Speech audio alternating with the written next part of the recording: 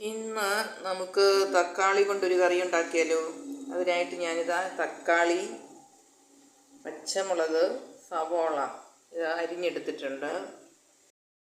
എണ്ണ ചൂടായി. ഇനി നമുക്ക് കടുക് ഇട്ട് കൊടുക്കാം.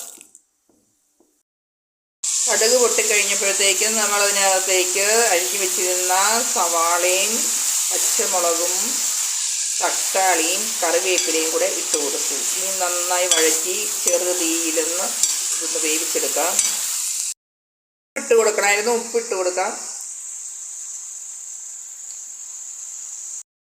ഇനി നമുക്ക് ഇതിനാവശ്യമായിട്ടുള്ള മസാല ചേർത്ത് കൊടുക്കാം. ആദ്യം മഞ്ഞൾപ്പൊടി, മല്ലിപ്പൊടി, മുളക് പൊടി, ഗരം മസാല കൂടെ ചേർത്ത് നന്നായിട്ട് ഇളക്കിയെടുക്കാം. ഇതാണ് നമ്മുടെ തക്കാളിക്കറി. ഞാൻ ഗ്രേവിക്ക് ആവശ്യമായ അല്പം വെള്ളം കൂടെ ചേർത്തിട്ടുണ്ടായിരുന്നു. ഇത് ചപ്പാത്തിക്കോ എന്തിനോ ചോറിൻ്റെ കൂടെയൊക്കെ കൂട്ടാൻ കൊള്ളും. ഇതാണ് എൻ്റെ ഒരു ഉഡായിപ്പ് തക്കാളിക്കറി. ചപ്പാത്തിയുടെ കൂടെയാണ് ഞാൻ ഈ കറി ഉപയോഗിക്കുന്നത്. ഒരു കറി ഇല്ലാതിരിക്കുമ്പോൾ പെട്ടെന്ന് ഉണ്ടാക്കാൻ പറ്റിയൊരു കറി, അത്രയേ ഉള്ളൂ.